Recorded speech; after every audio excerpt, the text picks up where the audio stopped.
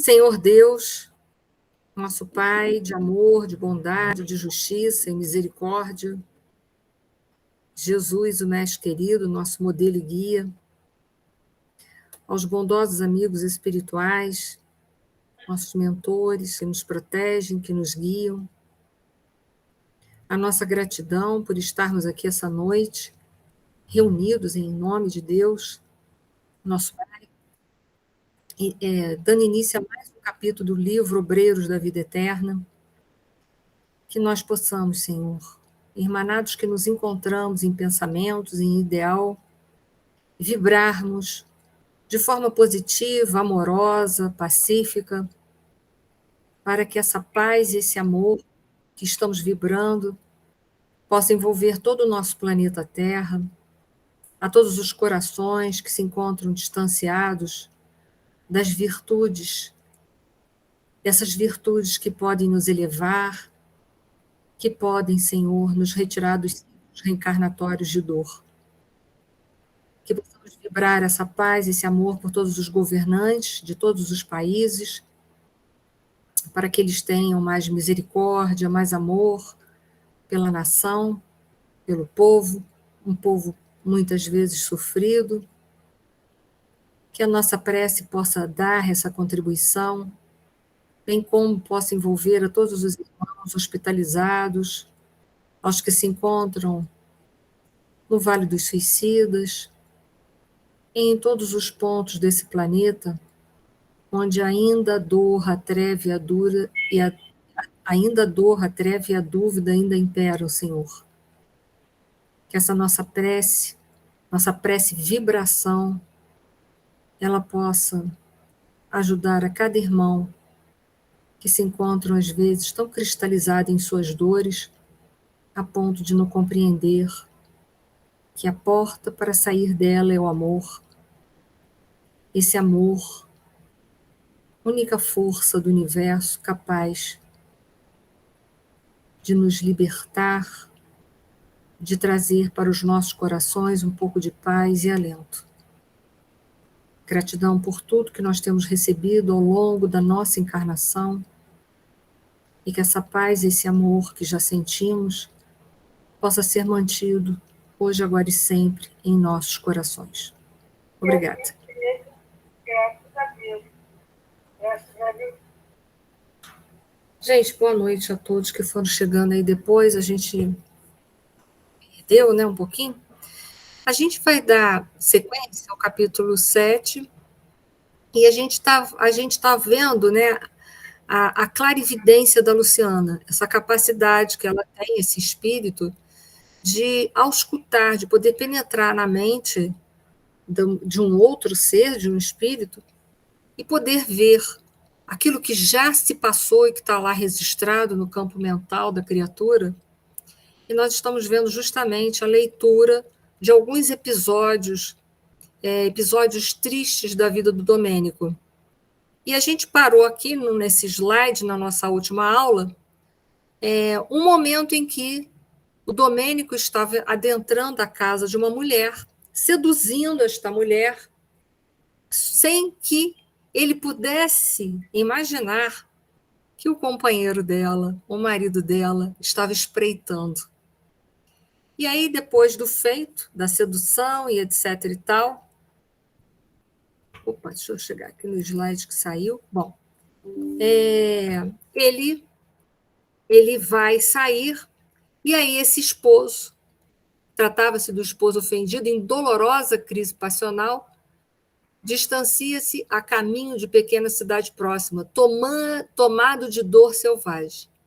Penetra num grande empório de bebidas e adquire 1 litro de vinho antigo por alto preço.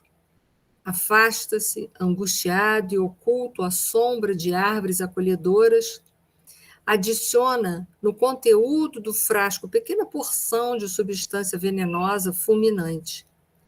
Em seguida, espera-vos de longe, acariciando a ideia do assassínio. Noite alta, regressais ao presbitério e o adversário, como quem volta de ligeira viagem, saúda-vos agradavelmente com dissimulada demonstração de estima e confiança.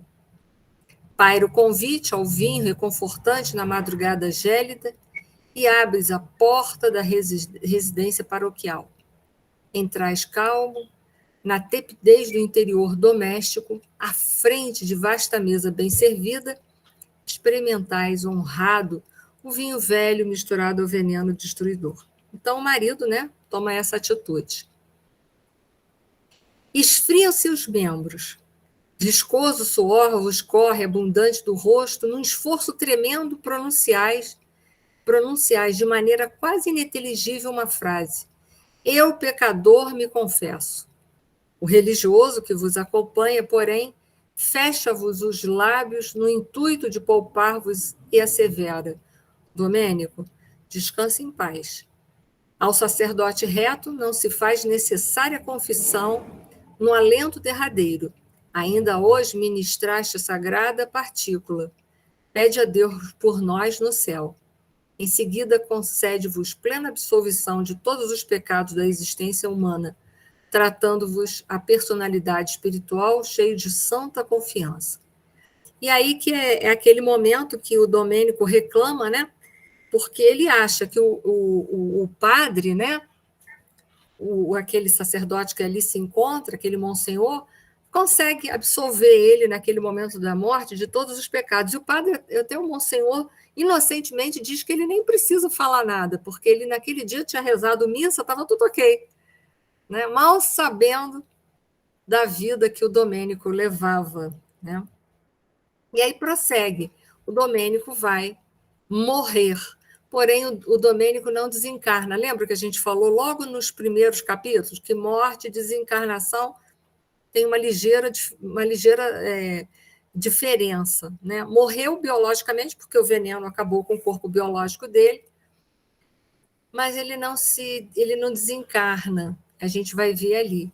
Ele fica preso à ideia de vingança, preso às sensações físicas, preso à vida que ele tanto gostava. Isso é uma reflexão para a gente pensar. Se a gente morresse agora, será que teria alguma coisa que deixaria a gente preso aqui na Terra? Uma emoção, um desejo, a vida material em si, alguma coisa que a gente se encontra apegado? Porque é importante isso para a gente, né? Esse momento é de suma importância. E ali a gente vai ver, ele estava apegado ao ódio. Com grande pompa em todas as minudências da Eséquias, vosso corpo desce ao último abrigo. Entretanto, permaneceis ligados às vísceras decompostas.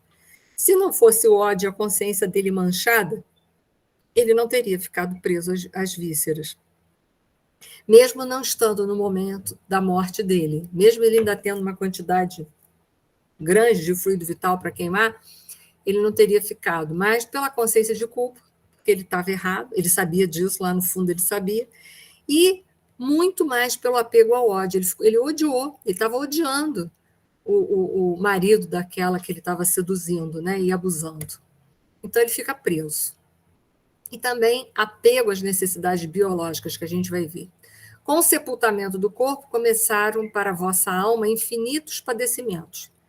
Permaneceis atormentado pela ansiedade, pela fome, pela sede, pela dor. Quer dizer, tudo coisas que já não tinha mais significado, né? Pela sede, pela dor, ele não tem mais corpo físico, ele agora é um espírito. Então a gente vê que ele está preso ainda às sensações, às necessidades biológicas. Senão ele não sentiria nem fome, nem sede. E ainda a ansiedade, né? E pela dor daquele momento do envenenamento. Então ele está preso, agarrado a uma série de coisas. A gente vê que está preso ao ódio, está preso às sensações físicas. Não posso precisar quanto tempo gastais em semelhante angústia. Sinto, porém, que a entidade sofredora de certa mulher vos visita o sepulcro. Então, a mulher que ele seduziu vai visitar ele no sepulcro. Estava cheia de esperanças que ele ia ficar com ela. Olha como ele era sedutor e era um covarde, literalmente. Né? Recordais o drama da infortunada que vos apareceu suplicante. Foi também vítima do vosso poder fascinador. A leitura mental de vossas lembranças revela as particularidades da experiência final da tresloucada. Pobre mulher crédula e confiante. Vejo-a chegando ao presbitério em tempestuosa noite. E aí a gente vai ver, né, que ele não era uma pessoa confiável, ele se aproveitava da religião para seduzir as mulheres e, ao mesmo tempo, fazer com que elas ficassem presas a ele e se sentissem, de alguma forma, culpadas ou totalmente acreditando que ele um dia largaria tudo para ficar com elas. Então, é se aproveitar de uma religião, né? Isso é muito triste. Contudo, agora anunciava assim um filhinho, preocupando-lhe o coração. Quer dizer, ela estava grávida. Quem a socorreria? Quem lhe restauraria a paz familiar? Porque ela era casada, né? E aí, como é que seria? Não seria melhor a legalização dos laços existentes? Era o que ela pensava, né? Não era melhor, então, legalizar aquela situação? Mas como legalizar? Agora também estava morto, mas antes ela pensava, já estava grávida, será que não seria melhor, né, legalizar essa situação? Não deveriam esperar honrados a dádiva de um filho abençoado por Deus? Isso é na cabeça dela, né? Porque ele não queria filho, ele não queria nada, ele só queria passar o momento. Escutastes a rogativa, escutastes as rogativas sem abalo moral. Quer dizer, ele nem sequer se arrependia dele ter feito tudo que fez, e ela está grávida e etc e tal. Nada disso para ele comovia o coração dele. Então, vamos lá ver, só deixa eu passar por slide, que aqui está me pegando. Com a frieza dos homens de fraseologia brilhante, invocaste o dever sacerdotal com a justificativa da impossibilidade, comentastes as convenções humanas e, por fim, propuseste a conciliação do problema com um casamento apressado e indigno entre a vítima e o último dos vossos servos. Olha que coisa horrível. A jovem soluça convulsivamente, afirmando justa repulsa. Então, vamos lá. Ah, que horror! Vale-se a desventurada da noite solitária. Aliás, isso já é outra mulher, né? Vale-se a desventurada da noite solitária e bulhenta, ingere grande dose de formicida, tentando o ato final da tragédia interior. Ninguém lhe escuta os rugidos de sofrimento selvagem, porque os trovões rebimbonam no céu.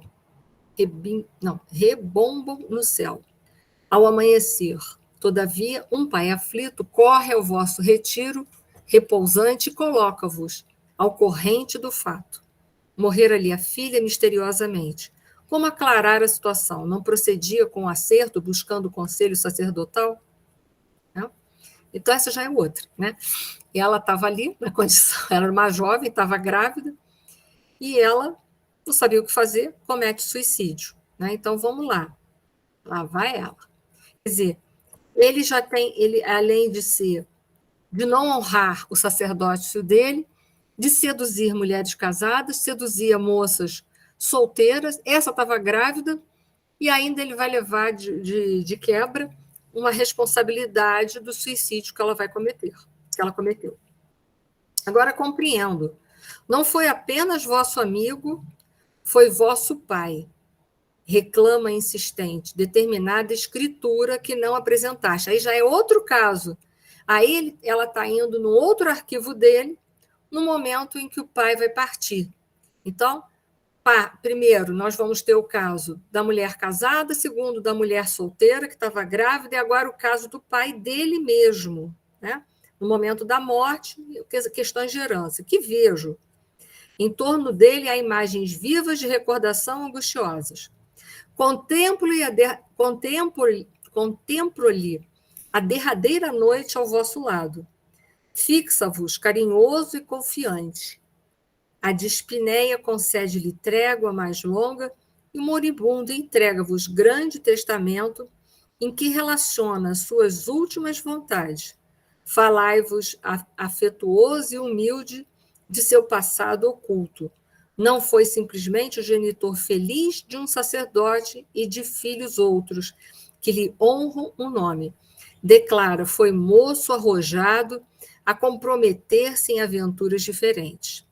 Possuía alguns filhos à distância do lar e não desejava partir sem legitimá-los devidamente. Além disso, pretendia garantir-lhes o futuro próspero. Então, o pai dele, no momento da morte, confessa para ele que não foi um homem muito correto na família e que tem outros filhos em outros lugares e que gostaria, de alguma forma, compensar isso. E aí nós vamos ver de novo. Olha a situação dele só se enrolando. E aí, quando o pai dele morre, ele está sozinho lá com o cadáver, e aí continua: conservais o polegar e o indicador da mão direita sobre os olhos do morto, a fim de imprimir-lhe boa postura fisionômica. Antes, porém, de qualquer comunicado ao interior doméstico, sepultais o documento em móvel pesado, com intenções francamente hostis aos retos propósitos do desencarnado. Desde esse instante, parece-me que ele vos seguiu sempre de perto, reclamando e reclamando. Permanece angustiado na tela mental de vossas lembranças vivas. Então, o que ele faz? O pai dele morre, ele fecha os olhos do pai, ajeita tudo, mas o que ele faz com aquele testamento do pai, o último pedido do pai? Ele guarda tudo para que não fique menos herança para eles. Olha que situação. Mais uma vez, o Domênico se compromete. Isso, algumas clarividências apenas da Luciana, que ela não vai avante. A gente vai ver que vai chegar uma hora ali que stop, não vai avante. Então, ao pai também. É um velho... Aí, outra situação dele. É um velho eclesiástico que deixou o aparelho físico endereçando-vos intensas vibrações de ódio. Vossas reminiscências esclarecem um fato. Desejáveis a qualquer preço, o curato que lhe pertencia. Quer dizer, eu nem vou ler isso aqui, mas o que acontece? Aqui o Domênico queria a paróquia, ficar com a paróquia onde estava aquele sacerdote. O sacerdote implora para ele, coisa e tal. O que ele faz? Ele quer dar um jeitinho, vai lá e tira o padre daquela paróquia. E aí o que acontece? O homem morre, né? Morre de desgosto, etc. e tal. E aí o padre começa a persegui-lo, né? Novamente o Domênico passando a perna, a ganância, a sensualidade, e vai para aí afora. E aí ele prejudica mais uma pessoa. E aí vamos lá, vamos continuar vendo até onde vai a vidência da Luciana. Outra. Trata-se de pobre mulher, envelhecida prematuramente, quase cega, conduzida por anêmico menino de 9 a 10 anos, que vos suplica auxílio. Ante a frieza de vossa recepção, a infortunada em palavras sentidas, invoca o passado de leviandades e pergunta se esqueceste o filho que lhe colocaste nos braços. Olha aí, mais uma. Chora, gesticula e explica-se. Trabalhara sinceramente pela própria reabilitação, mas em toda parte acusavam-na de prostituição e ociosidade. Que tem que entender que naquele tempo a mulher solteira era colocada dessa forma, né? Lutara heroicamente por manter o filhinho à custa de serviço honesto, mas adoecera sem qualquer proteção e ali estava quase cega implorando socorro. A criança, no último degrau da anemia, morre sem recursos e a mãe infeliz desencarna em pavilhão de indigência com o sinistro desejo de vingar-se de vós de qualquer modo. Quer dizer, ele foi buscado por uma pessoa que ele tinha engravidado há uns anos atrás, que já tinha um filho mais ou menos nessa idade de 9, 10 anos, ambos em estado de penúria, de miséria, de doenças graves. O que ele faz de novo? Ele nega o auxílio. Olha quanta derrogação, eu não vou dizer derrogação, mas quanto que ele se afasta totalmente das leis de Deus, derroga verdadeiramente, né? E aí vai. E aí, então, depois daquele instante todo, né, de tantas clarividências da Luciana, que vai vendo vários momentos da vida dele, vai entrar o padre Hipólito. E a gente vê claramente que tinha muito mais coisa, mas para-se por ali, por misericórdia. É o suficiente para ver se ele de alguma forma, se sensibiliza, porque ele é um homem distante, frio a qualquer situação. Então, eles colocam ele nessa condição para ver se o orgulho dele é quebrado.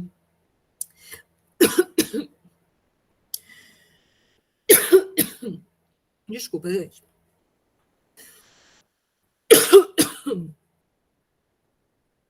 Para ver se o orgulho dele quebra de alguma maneira e faz com que ele enxergue a pessoa que ele foi na realidade, porque ele não foi, na realidade, um homem dedicado à religião. Ele usava apenas a religião para quê? Como fachada para encobrir os atos torpes dele. Então, em verdade, eles colocam, desculpa, colocam todas esses relatos da vida dele para fora para ver se justamente o orgulho dele é quebrado, porque o orgulho ele faz a gente ficar cego totalmente das nossas realidades, para ver se então ele aceita que ele está na condição que ele está, no umbral, no caso, não, porque prometeram a ele e não cumpriram, mas ele está ali porque ele fez por onde chegar onde ele está. Aliás, nós sabemos que nós somos herdeiros de nós mesmos, então, toda e qualquer situação que a gente passa, se a gente compreende que Deus é misericordioso, amoroso, que é justo, a gente tem que entender que se a gente passa por uma situação ruim, a gente passa porque a gente merece.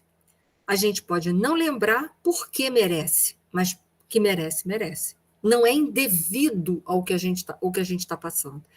Todo e qualquer sofrimento vivenciado na atualidade não é indevido. Pode não ser fruto dessa encarnação atual. Se não é, é com certeza de encarnações passadas. Mas a gente ali não está de gaiato no navio. Há injustiças sociais, mas não há injustiçados. Então, o que a gente está vivendo é merecido. Né? E aí vai começar as rogativas do padre Hipólito para ajudar ele. Então, começa assim: Irmão Domênico, o Senhor misericordioso ouviu-nos a rogativa. Desejas efetivamente a redenção? O interpelado, ao que deduzi, despreocupou-se inteiramente da pergunta e, mantendo forte impressão relativamente às afirmativas que ouvira, indagou ao seu turno. Ah, existe então a justiça divina anotando-nos as faltas? Há cadastros tão minuciosos para os mais secretos feitos do espírito? Então, ele ainda é arrogante, olha só. Depois de tudo que ele ouviu dele mesmo ter feito, ele, ao invés de responder ao padre Hipólito que ele deseja verdadeiramente mudanças, o que ele faz? Ah, não, então há um Deus que anota tudo, até o que a gente faz escondido, os nossos erros, quer dizer, ele age de forma arrogante ainda por cima, apesar de estar bem claro que ele não foi um homem honesto em momento nenhum, não foi um homem virtuoso. E aí ele faz a pergunta arrogante, né, de forma arrogante, ele faz uma pergunta para o Hipólito.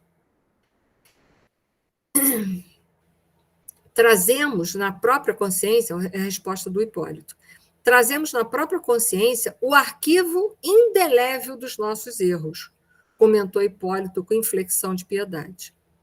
Como os justos são portadores das notas íntimas que os glorificam diante do Pai Altíssimo. Cerra para sempre, meu amigo, a porta do ego inferior. Né? Então, ele ainda faz uma súplica.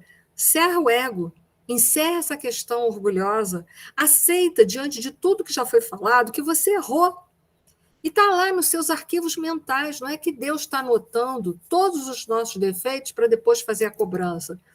Está lá impresso na nossa consciência essa mancha, esse erro, essa derrogação, entre aspas, das leis divinas. Nós nos afastamos e é ponto final. Aceita que errou. Né? E o padre Hipólito está falando isso para eles de uma forma humilde. Aceita. Na verdade, tem um ditado popular que fala assim, aceita que dói menos. E é verdade, aceita que dói menos. Mas a arrogância dele é difícil. Né? Vamos lá ver. Eu trouxe aqui para vocês, antes de continuar o diálogo do Hipólito com Domênico e tudo mais, a chegada da mãe dele, a dinâmica da nossa consciência. A nossa consciência, nos dizeres de Joana de Ângeles, é uma consciência egóica. É uma consciência egóica. A dinâmica do ego, essa consciência que é egóica, ela tem uma dinâmica. Ora, nós agimos por proteção e tudo que a gente faz por comparação. É impressionante, né? A gente, por exemplo, a gente julga a vida dos outros tomando por base o quê? Aquilo que nós somos e pensamos e conhecemos. É ou não é? Embasado em nós mesmos. Nós julgamos a vida das pessoas embasados em nós mesmos. Aquilo que nós não fazemos ou que nós não enxergamos que nós fazemos, a gente culpa as pessoas, julga as pessoas por fazerem. O ego tem muito essa questão. Ele age por comparação. Tudo que ele faz na vida dele é julgar. Julgar as pessoas, olhar para as pessoas. Por quê? O ego, por ele gerar o orgulho, o egoísmo, ele está querendo sempre, ou tentando sempre, colocar a gente numa posição de destaque.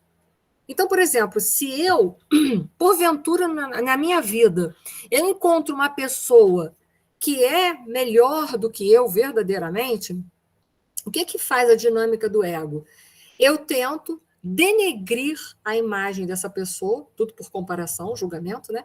Eu tento denegrir para fazer o quê? Já que eu não posso subir na altura da evolução da pessoa, o que eu faço? Eu vou denegrir, eu abaixo ela para que ela fique ou na mesma altura que eu ou abaixo de mim. Então, o ego ele trabalha com a dinâmica da proteção e a dinâmica da comparação. Tudo a gente compara, tudo. E a gente está sempre se protegendo de tudo, de todos. Todos para a gente é uma ameaça, é o que eu falei para vocês. Dentro disso, se eu encontro alguém melhor do que eu, é para mim uma ameaça. O que eu faço se eu não posso subir na altura desta pessoa, porque eu não tenho competência para isso? Eu tento, de alguma forma, denegrir a imagem dela para que ela seja rebaixada e eu fique ou no mesmo patamar, ou ela fique abaixo de mim. O ego trabalha com isso daí. O ego está sempre se protegendo de tudo e de todos. Por quê? Porque a gente vive mostrando, ou a gente formata uma imagem a nosso respeito que não diz da nossa realidade. A gente está sempre mostrando para os outros aquilo que não é. Está sempre ocultando aquilo que pode ser feio na gente e que pode ser percebido pelas outras pessoas. A gente está sempre usando máscaras para esconder o feio, para que o outro não perceba e não me coloque numa postura de desvantagem diante da vida. Então, por isso que a gente viu nas outras aulas que a gente usa vários mecanismos de fuga para tentar não demonstrar quem nós somos verdadeiramente. Então, nós podemos assumir várias posturas. Posturas de vítimas, posturas... Eu vou até passar o slide aqui para trás, quer ver? Só para vocês verem os mecanismos de fuga do ego, que a gente viu isso em outra aula. A gente vai estar sempre tentando mostrar para as pessoas aquilo que a gente não é na realidade. Ó, mecanismos de fuga do ego, são máscaras que nós usamos. Nós podemos se fazer de vítima para se justificar, porque quem se vitimiza culpa os outros. Então, eu sou vítima, a vida é assim, eu não tenho culpa, eu não posso fazer nada. Ou pessoas muito perfeccionistas, que querem tudo nos mínimos detalhes, às vezes tem algo dentro de si que é tão imperfeito que não assume, mostra uma perfeição exacerbada para ninguém ver aquilo que ela não gosta dela, aquilo que ela não aceita, que é o lado sombrio dela. Quando não, muito projeção. Lembra que eu falei para vocês que o Domênico usou um mecanismo de fuga do ego, de projeção? Ele projeta na Igreja Católica, no sacerdócio, nos dogmas da Igreja Católica, toda a questão dele está ali. Né? Por que eu estou ali? Pô, o Monsenhor me absolveu de todos os pecados, eu estou livre, eu sou sacerdote. Né? Então, há no Domênico uma fuga da realidade muito grande. A racionalização era o que mais o Domênico usava. Diante daquela mulher que foi apresentar a ele o filho, se ele já tinha esquecido o filho que ele tinha com ela, ele foi frio e racional, expulsando ela, com argumentos completamente racionais e frios. mas que, na verdade, não isenta o Domênico da responsabilidade que tem o Domênico diante daquela criança, daquela mãe, daquela mulher que ele abusou, que ele desrespeitou, do filho que ele abandonou e que se encontra em estado de penúria e doença grave. Então, o Domênico, ele veste algumas máscaras tentando se ocultar, tentando não mostrar quem ele é na realidade. Então, o ego ele trabalha com essas máscaras para se proteger daquilo que ele não quer, de forma alguma, aceitar e ver que está dentro dele. E o Domênico é esse homem. Esse homem ainda muito regido por essa consciência egóica. Ora, ele veste várias máscaras para ocultar. A principal máscara dele é a máscara do sacerdócio. Se eu sou um padre, eu já sou perfeito por si só. Mas imagina que ser padre é sinônimo de perfeição. Outra, se ele foi absolvido, por que ele está ali? Ele foi absolvido, ele foi padre. Ele merece uma posição de destaque. E a maneira fria e racional com que ele lidava com as situações, com as mulheres que ele seduzia, ele procurava sempre usar de mecanismos racionais, mas eu sou um padre, eu tenho a batina, acima de tudo está a minha missão para com Deus. Você que se vire.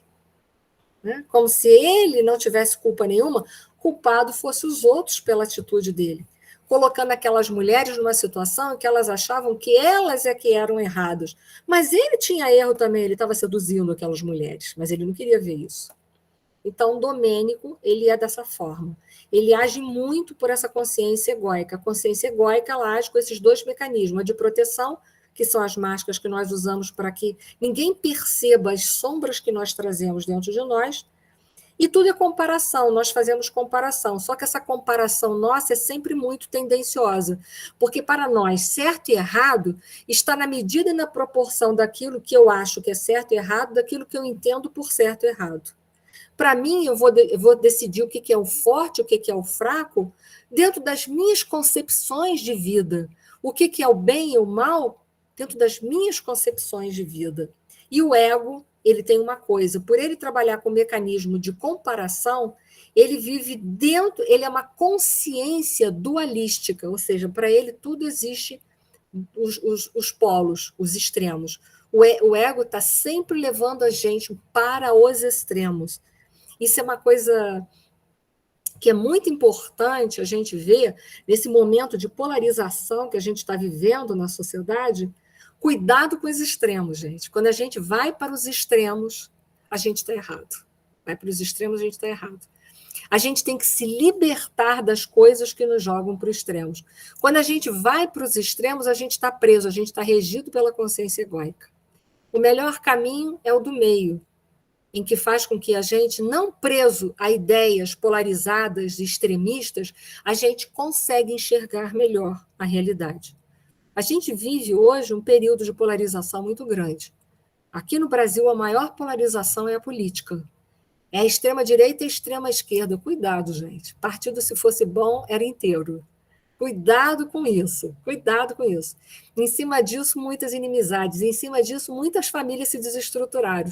Em cima disso, vejo espíritas perdendo a cabeça e fazendo discursos de ódio em nome do Cristo e da doutrina dos espíritos. Cuidado com isso. Jesus pregou a mansuetude, a paz, a misericórdia. Cuidado quando a gente está nessas polarizações que jogam a gente para as extremidades. É quando vamos para as extremidades que nós estamos errados. Entenda, o amor é acima de tudo. Nós não viemos aqui, nós não estamos aqui, melhor dizendo, nós não somos representantes da justiça de Deus aqui na Terra. Cuidado com isso, tem muita gente aí, em nome da doutrina, arregaçando as mangas, achando que tem que fazer justiça.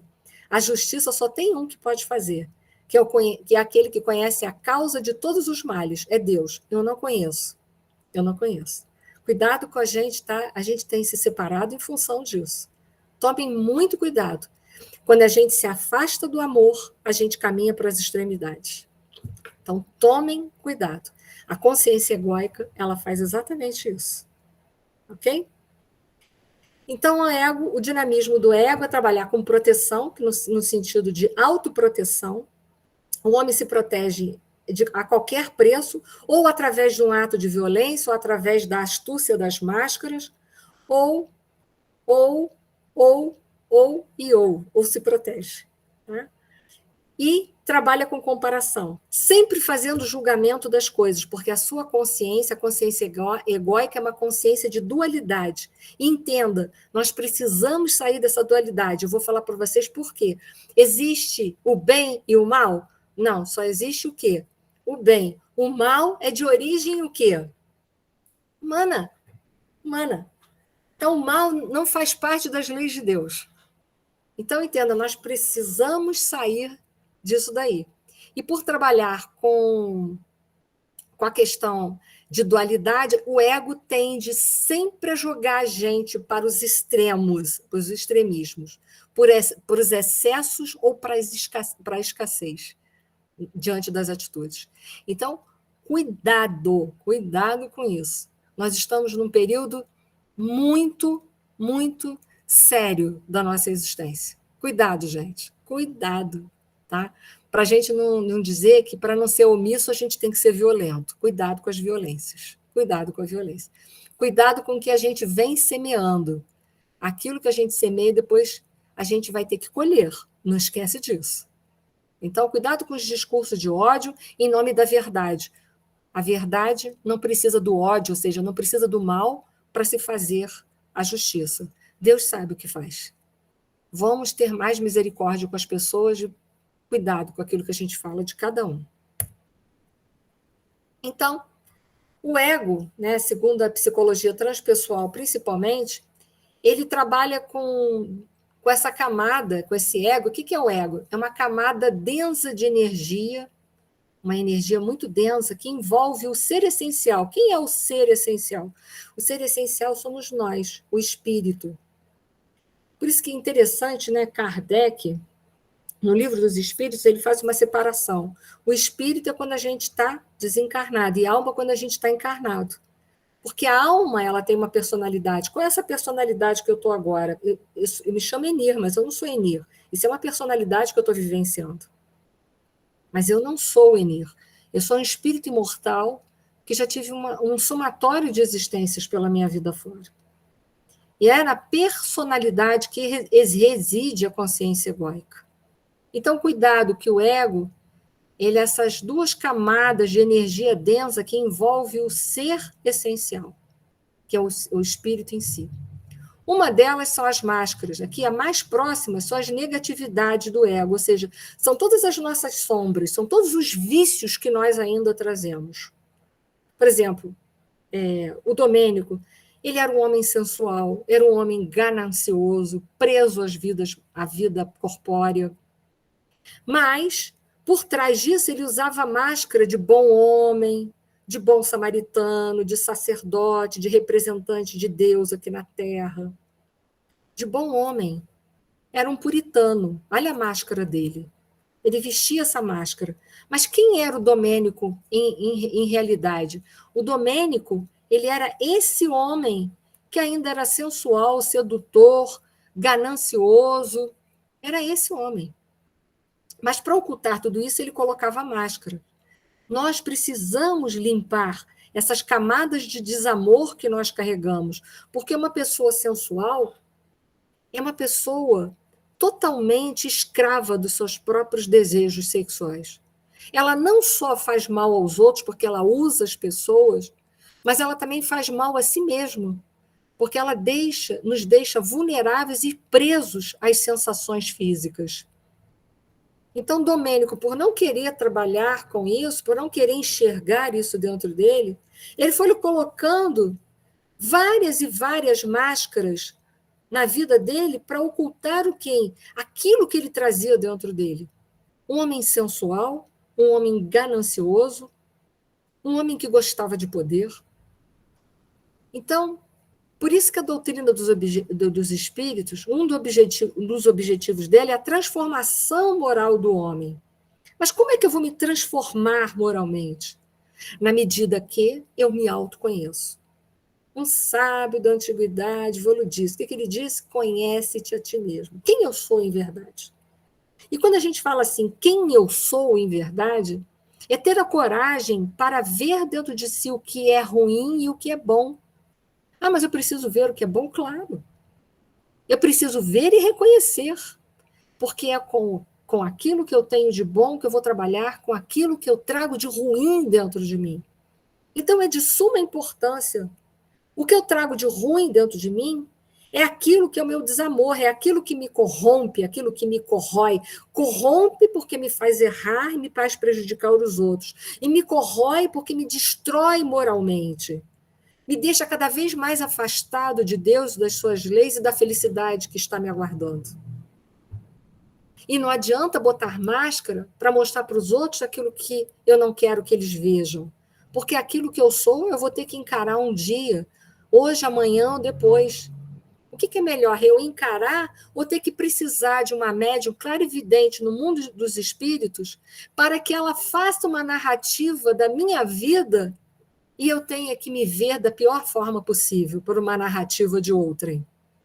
O que é melhor? Eu me encarar hoje, olhar todas as sombras que estão lá nessa camada mais próxima de mim mesma, encarar e não colocar máscaras, mas ser capaz de olhar, tratar esse fulcro energético negativo, transmutá-lo em energias de amor e ser uma pessoa real, ou colocar um monte de máscara e continuar sendo uma pessoa irreal, mostrando para a sociedade uma coisa que eu não sou. Então, essa é a chamada para a gente. Por isso que o padre Hipólito fala, sai desse ego, larga esse ego. Esse ego que não te deixa, essas máscaras que você está vestindo, que você está tão agarrada nessas máscaras, essas armaduras que você veste, que não te permite ver quem você é. Tem um livro que eu gosto muito, as pessoas aqui que são mais antigas na aula, sabe? É chamado O Cavaleiro Preso na Armadura, do Robert Fisher. Esse livro é muito interessante, porque ele vai falar de um cavaleiro que estava preso na sua armadura. É um livro todo metafórico, né, de linguagem metafórica, mas que vai ajudar a gente a ver o quanto que a gente está preso nas nossas armaduras e nas nossas máscaras. Ele é de uma linguagem fácil, é um livro muito gostosinho de ler, fininho, no instante a gente lê. Muito bom. Muito bom, né, Márcia? Ele é Muito. fininho, mas é fino, mas é denso de conteúdo, né? É fininho, mas... Parece que tem 1000 páginas. 1000 páginas. E a cada soco que a gente vai levando, assim, que, né, a gente se encontra muito naquele cavaleiro, se encontra muito o tempo todo. É um livro muito bom. Ajuda a gente a ver as negatividades e essas máscaras, essas armaduras que a gente vai colocando, e por isso que a gente adoece, porque a gente não quer dar o braço a torcer de quem somos na realidade. Melhor ver isso que somos agora do que mais tarde na espiritualidade numa condição dessa. Porque não tem como. A gente pode adiar, mas um dia a gente vai se encontrar conosco. Não tem como. Não tem como a gente dizer que nunca mais a gente quer se ver. Isso não existe. Nunca é sempre. Tentemos viver um dia de cada vez. Então, é hora de se ver. O que eu trago de sombrio dentro de mim? Eu sou isso, isso, isso. Ótimo. Bem visto. Então, agora trabalha para deixar, para transmutar isso e deixar de ser isso, isso e isso. É uma luta. E é claro que a gente não vai realizar isso numa encarnação só. Que tem vícios, tem esses vícios que a gente carrega, tem desamores tão grandes dentro da gente, que é preciso mais do que uma vida para a gente poder tirar aquilo ali. Mas o importante é começar o processo. Importante é começar o processo. Então, eu dei anteriormente para vocês a dinâmica do ego, né, que ele trabalha com a proteção, sempre se escondendo através de várias máscaras, né, aquilo que ele não gosta nele, que ele não quer mostrar, ele abafa com as máscaras, e sempre essa dinâmica de comparação, julgando tudo ao seu redor por uma comparação que é tendenciosa, porque nós comparamos as coisas, julgamos as pessoas com o nosso grau evolutivo e com a nossa capacidade. Então, é um julgamento tendencioso. Por isso que eu dei para vocês a 903 do Livro dos Espíritos, na aula passada, para mostrar para vocês que nós não estamos com requisitos de fazer julgamentos da vida de ninguém, de ninguém. Vamos tentar nos corrigir, que já é pano para manga. E procurar viver as virtudes exemplificando. Isso é o melhor que nós podemos ofertar para a humanidade. Nós não vamos corrigir as pessoas, nem vamos escolher pelas pessoas. Nós não temos essa missão. Muito bem? E aí a gente tem o nosso interior, tem tudo isso que a gente precisa, mas a gente tem que deixar, tem que preparar esse terreno para desenvolver a coragem, a autoconfiança, a autoestima, a calma, o equilíbrio, a brandura, a paz, a misericórdia, o amor, a fraternidade, o perdão. Em essência, nós temos tudo isso. Mas é preciso a gente preparar o terreno da nossa consciência para acolher essas sementes. Como eu posso preparar o terreno da minha consciência se eu estou o tempo todo só exortando os meus vícios ou fazendo de conta que eu não vejo? Porque aquilo que eu ignoro persiste na minha vida. É preciso ver a realidade. Eu posso ignorar que eu sou uma pessoa assim, uma pessoa assado. Ok, é um direito meu ignorar. Mas enquanto eu ignorar, eu não trato.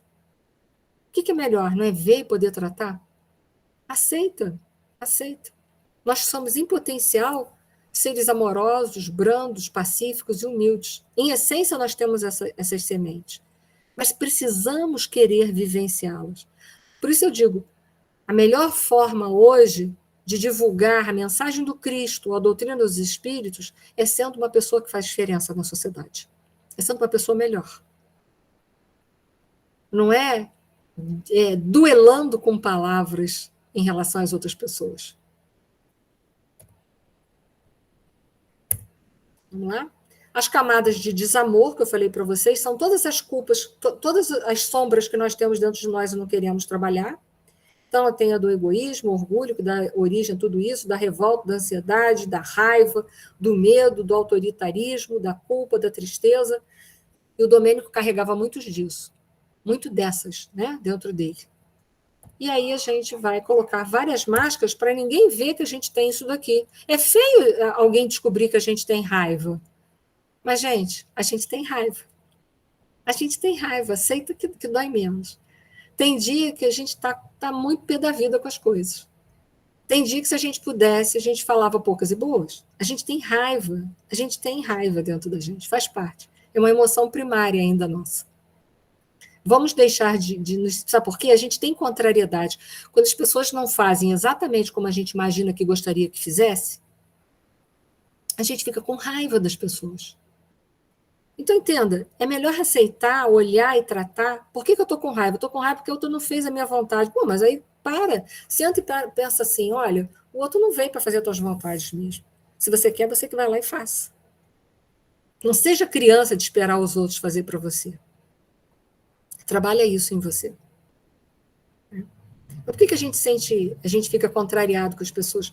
Porque a gente deposita nas pessoas expectativas. A gente quer encontrar nos outros aquilo que falta na gente para ver se o outro dá para a gente. Mas o que falta na gente, a gente tem que adquirir através da lei do trabalho para que, trabalhando, possamos progredir e ter dentro de nós. É assim a lei. Não tem nada de graça. Né? Evoluímos pela lei do trabalho. Se queremos mais amor na nossa vida, vamos ser mais amorosos. Queremos mais compreensão, vamos ser compreensivos. Queremos mais paz, vamos ser pacíficos. Como eu posso corrigir o mal do mundo com ódio? Eu pergunto a vocês. Como eu posso corrigir o mal do mundo acusando e denegrindo a imagem das outras pessoas? Vocês me dizem se isso é possível. Corrigir significa colocar o bem aonde existe o mal. Agora, se eu tento com o mal sanar o mal, eu não entendo, eu sou tão igual ao outro. É só uma reflexão para a gente pensar nesse mundo de polarização que a gente está vivendo. Polarização ideológica, polarização política, polarização religiosa. A minha religião. Você não é da minha religião, então eu posso até te matar por causa disso. Ah, você é mulher, por si só já merece morrer. Não é assim? A sociedade precisa de gente que tenha muita coragem para amar. A palavra coragem vem de cor de coração, agem de agir, agir com amor. Então, coragem é a capacidade de agir com alta carga de amor diante de uma alta carga de ódio e hostilidade. Isso é coragem. Nós temos que ter amor em nós, é isso aí, Loriana. Né? O mundo já tem muita gente odiando, não precisa a gente aumentar essa fileira, não. Essa fileira já é bem gorda. Então, ali eu dei uma pincelada rápida para a gente ver a dinâmica da consciência egóica. Claro que tem muito mais coisas, né? Mas vamos lá. E aí agora vai entrar a mãe do Domênico. Mãe é mãe, né? Mas assim, nem todas as mães são mães, tá? Já vou alertando sobre isso. Tem gente que fala assim, o amor mais puro da terra é amor de mãe. Algumas mães pode ser, porque tem mãe que joga o filho no lixo. Então, me desculpem, né? Algumas mães, não são todas as mães, tá? É isso aí, com amor tudo fica mais leve. Então, vamos ver agora o discurso da mãe do Domênico. Abraçou a irmã Zenóbia como se o fizesse a uma filha muito amada e cumprimentou-nos, cortês e reconhecida. Dispensávamos qualquer apresentação. Tratava-se de Ernestina, a dedicada mãe. Ajoelhou-se junto ao filho desventurado e, de mãos postas, rogou a proteção dos céus. Mãe, minha mãe, gritava, colocando a cabeça ao tórax, inclinando para a frente, a fim de melhor fazer-se sentir. Ajuda-me, perdoa-me, perdoa-me. E, recordando talvez o trabalho da clarividente que lhe alterara o ser, acrescentou: a justiça divina descobriu-me. Sou um réprobo sem perdão, um celerado infernal. Hediondo passado está vivo dentro de mim. Ó, mamãe, és capaz de suportar-me? Peraí, gente, entrou aqui uma legenda aqui. De suportar-me quando todos me detestam? Olha aí de novo o que acontece com a consciência egóica. Ela nos joga de um extremo para o outro. Primeiro ele estava se achando suprassumo, olha lá, os excessos. Eu sou o máximo. E agora ele está se achando o quê? O último da fila. Olha os extremos, a consciência egóica faz a gente pendular, faz a gente ser jogado como um pêndulo, ou por uma extremidade ou pela outra. Então, nem culpa e nem desculpa, que era o que ele estava fazendo. Nem culpar-se e nem se desculpar. Qual é o caminho correto para sair dessa jogada do pêndulo, do ego? Ou te joga para um lado ou te joga para o outro. O caminho correto é arrependimento. Então, deveria assim, mãe, arrependo-me perante a justiça de Deus de tudo que eu fiz. Fui um homem horrível. Errei mesmo, mas estou aqui, prontinho. Vou arregaçar minhas mangas e vou corrigir passo a passo. Esse é o caminho correto. Mas o que ele está fazendo ali? Está se vitimizando. Olha lá a vitimização. Hein? A justiça divina descobriu-me. Estou frito, mãe. Saio da posição de algoz e agora você é vítima? Mas Deus não colocou ele nessa posição. Ele que está indo pela consciência egóica dele. Porque Deus não está colocando ele em posição extrema nenhuma, está pedindo a ele corrigindo. Só isso, é o arrependimento, que é o primeiro passo, arrepender-se, tomada consciência. Tomei a consciência de que errei mesmo, ponto final.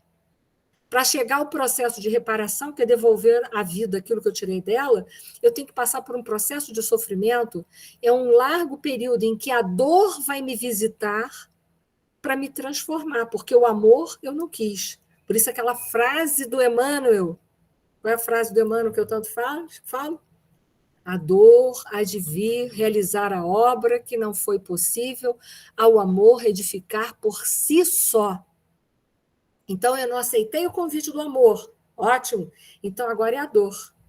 Então, o primeiro passo é o arrependimento.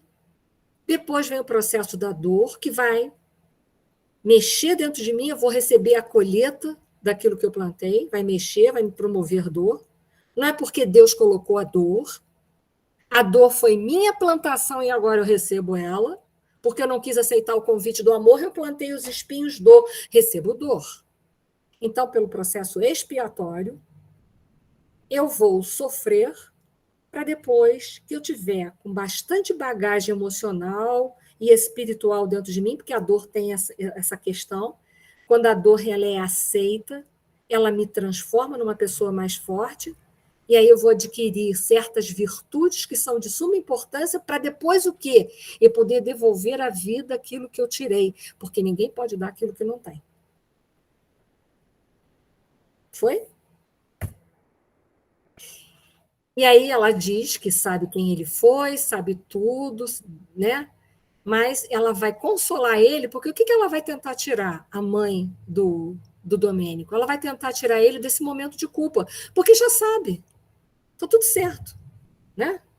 Mas ela relembra ao Domênico que Deus é de misericórdia, meu filho, ele tem muito amor para te dar, ele vai te dar muita chance ainda, vai te ofertar chance para você corrigir, ele não vai te tirar o erro, mas ele vai te dar todos os instrumentos necessários com amor e misericórdia para que você possa se corrigir e devolver à vida aquilo que um dia você tirou.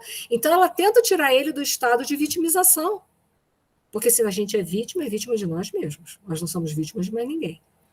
Mas nem culpa, nem desculpa.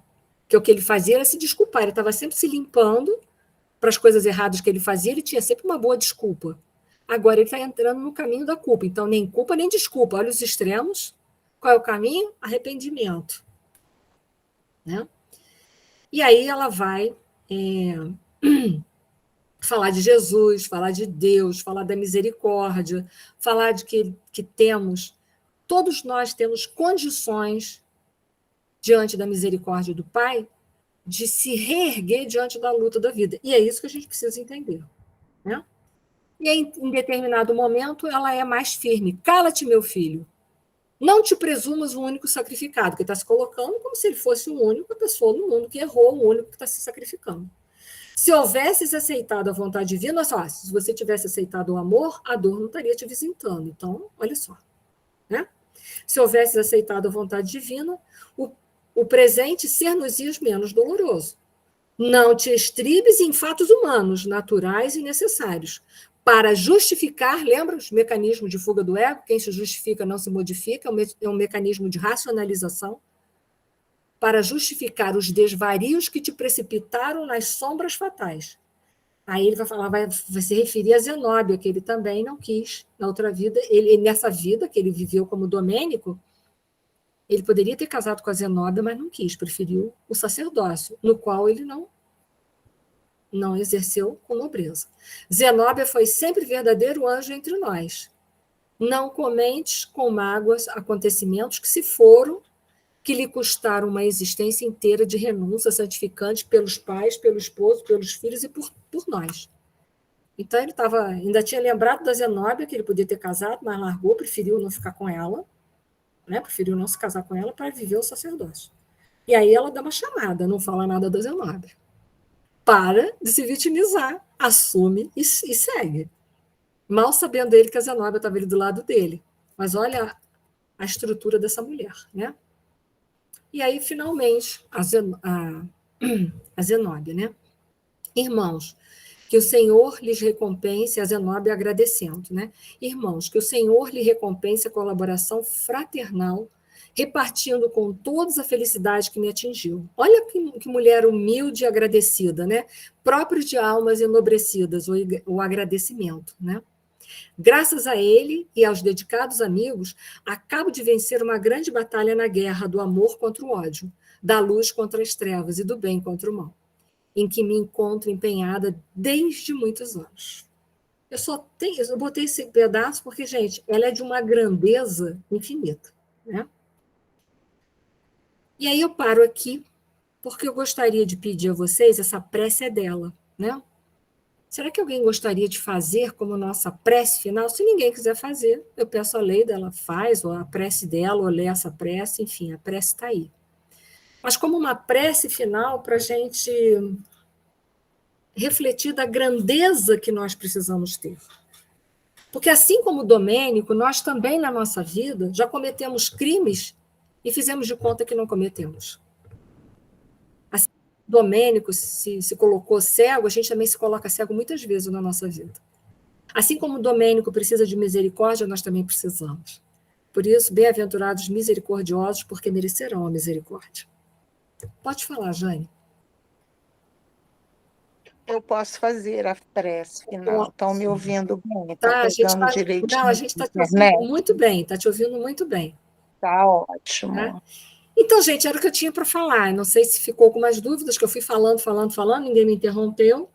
Eu queria passar um pouco da dinâmica do ego para a gente começar a entender essa nossa consciência egóica, que eu sei que não é uma fala comum, não é uma fala do dia a dia, mas que a gente precisa ir enxergando e entendendo até mesmo para a gente sair das sabotagens do ego, porque a gente se sabota muito no nosso processo de autoconhecimento e reforma íntima. Então, que o Domênico seja para a gente o irmão que se colocou para nos ajudar, que se deixou desnudar para nos ajudar. Que assim como é difícil para o Domênico, é difícil para a gente. Mas que bom que a gente tem o relato de um espírito para que a gente entenda que a gente também precisa de misericórdia, para que a gente entenda que a gente tem dificuldade, mas que a gente pode vencer as nossas dificuldades. Tá? Eu vou pedir a Jane, por gentileza, que faça a nossa prece final, por favor. Enir, em primeiro lugar, será um prazer a gente estudar com você as coisas do ego, porque a gente, por mais que estuda, a gente tem muita dificuldade, né? E o ego vai ser muito bom para a gente mergulhar aí nesse escondidinho da nossa alma, esse estudo, né? Vamos junto, então. E muito bem colocado aí você dizer que agradecimento a esse espírito, né? Que teve a coragem de fazer os relatos dele para o Chico Xavier nos passar aí nesse livro tão maravilhoso para nos auxiliar, né? A nos prepararmos para a derradeira hora, mas vivendo essa vida aqui, esses momentos ainda, né, na carne, com coragem, com alardia, né, que a gente não consegue tanto, né, que esse espírito possa nos intuir aí no momento do sono, para a gente ter essa coragem. Se assim será. Assim espero. Vamos juntos. Sim. Senhor Jesus, eis-me aqui, doente e cansado aos teus pés.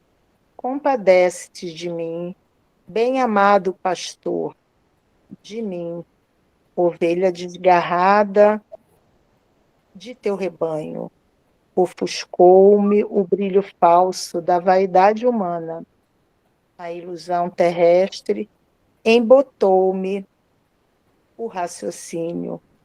O egoísmo enrijeceu meu coração e caí no precipício da ignorância como leproso do sentimento.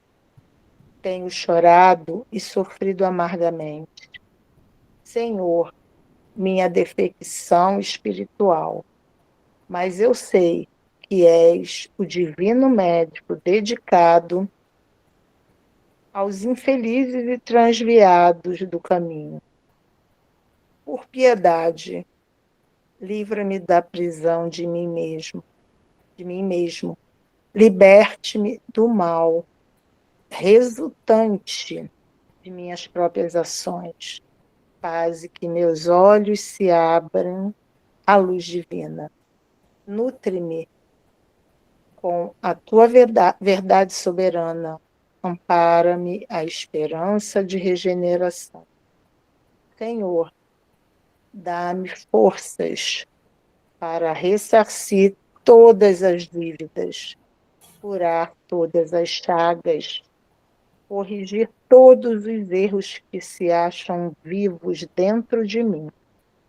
Perdoa-me, concedendo-me recursos para o resgate. Não me deixes entregue aos resquícios das paixões que eu mesmo criei impensadamente, favorecendo-me com as tuas repreensões silenciosas nas situações disciplinares e, sobretudo, benfeitor sublime, retribui aos teus servos que me auxiliam nesta hora, conferindo-lhes renovadas bênçãos de energia e paz, a fim de que auxiliem a outros corações tão extenuados e caídos quanto o meu. Jesus, confiaremos em tua compaixão para sempre. Assim seja. Assim seja, gente. Muito obrigada. Uma semana de muita paz e luz para todos nós, que possamos ficar firmes no nosso processo de autoconhecimento e de reforma íntima. Um beijo grande, gente. Obrigada. Obrigada, Boa Nini. noite.